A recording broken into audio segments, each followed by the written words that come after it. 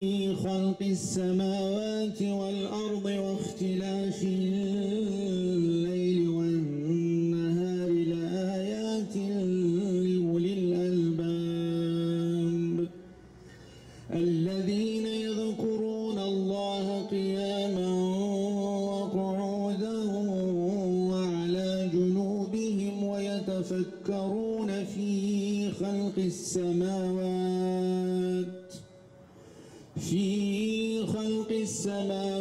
والأرض.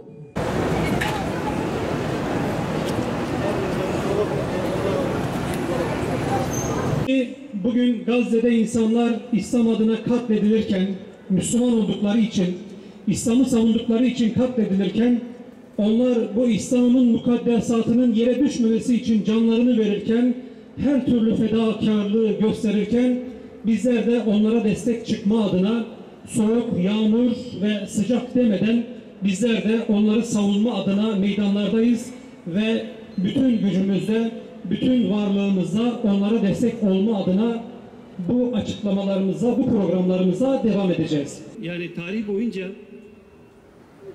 böyle bir zulüm tahayyül edilmiş mi veya var mıdır?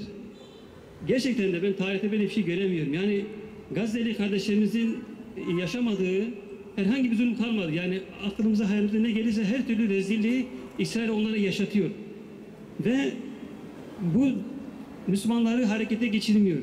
Yani burada gerçekten de bu dünya sevgisi, dünya tutkusu bizi zayıf bırakıyor. Ayrıca şunu da ifade etmek istiyorum arkadaşlar. Allah Teala yine Kur'an-ı Kerim'de diyor ki, hani Firavun zulmünü biz biliyoruz ya, Firavun ne yapıyordu? Kadınları sağ bırakıyor, çocukları, erkekleri öldürüyordu. İsrail tam tersi, herkesi öldürüyor. Hayvanları dahi öldürüyor, canlıları dahi öldürüyor. Yani Firavun'un zulmünden daha büyük zulüm var. Ve Allah Teala Firavun'un bu yaptığına diyor ki sizin için büyük bir imtihan vardır Allah'tan. Burada tabii bizim için büyük bir imtihan vardır. Biz bu imtihanı nasıl vereceğiz, nasıl vermemiz gerekiyor? Gerçekten de bunu hani işin özü, yani bizim tekrar hani iman eden ayetini yaşayarak tekrardan kendimizi gözden geçirmemiz gerektiğine inanıyorum. Direnişi bir hayat felsefesi haline getiren Filistin'in aziz evlatlarına selam olsun. Başta Gazze olmak üzere Batı Şeria, Lübnan ve Yemen'de şehadete erişen tüm şehitlerimize selam olsun. Filistin'in İsmail'ine selam olsun. Başını ABD'nin çektiği Şer İttifakı'nın sınırsız destek verdiği işgal rejiminin Filistin'de gerçekleştirdiği soykırım devam ediyor. Gazze'de başlayan katliam Batı Şeria, Lübnan ve Yemen'i de içine alacak şekilde genişliyor. İslam coğrafyasındaki Siyonist tehlike her geçen gün büyüyor. Büyük şeytanın öncülüğündeki kolektif Haçlı cephesi işgal rejimine destek vermek ve daha büyük katliamlar yapmak için Akdeniz başta olmak üzere Kızıldeniz, Hint Okyanusu ve Basra Denizi'ne de yığınak yapıyor.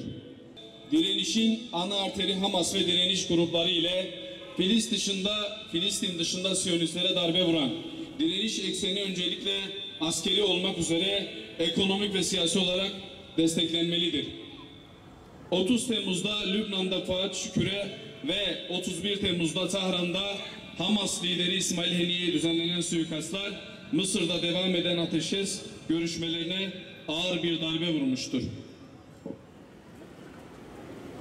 Siyonist Şer İttifakı'nın işgal planının nihai hedefinde İslam coğrafyasının kalbine bir hançer gibi saplanan Arz-ı Mevut vardır.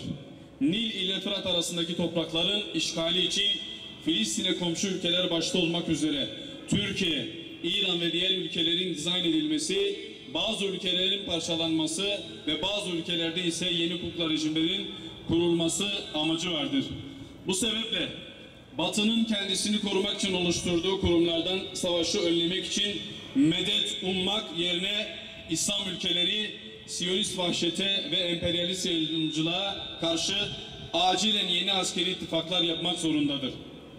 Şehit Haniye'nin de vasiyeti niteliğinde olan konuşmasında belirttiği gibi direniş grupları arasındaki ittifak ve vahdet tüm İslam ümmetini kapsayacak şekilde genişletilmelidir. Filistin'deki soykırımı durdurmak için çabalayan, mücadele eden her fert, kurum ve devleti şu ana kadar yaptıklarından daha fazlasını yapmaya davet ediyoruz. Değerli kardeşlerimiz, İsmail Haniye'nin şehadetinden sonra İslami Direniş Hareketi Hamas, Yahya Sinvar'ı yeni lider olarak seçti. Ömrünün 23 yılını işgal zindanlarında, kalan kısmını ise mücadele sahasında ve cihat meydanlarında geçiren Sinvar'ın Filistin'deki direnişini zafere ulaştıracağına inanıyoruz.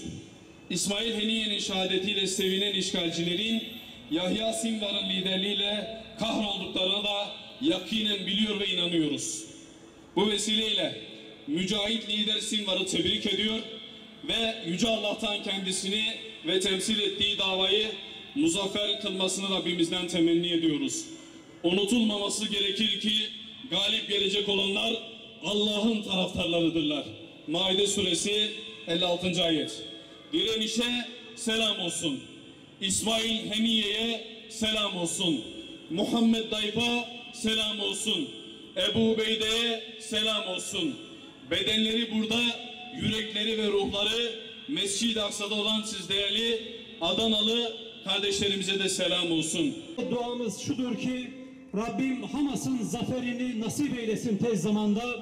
Rabbim Siyonizmin ve uşaklarının, emperyalist devletlerin yenilgisini tez zamanda bizlere görmeyi nasip eylesin. Rabbim hepinizden razı olsun. Allah'a emanet olun.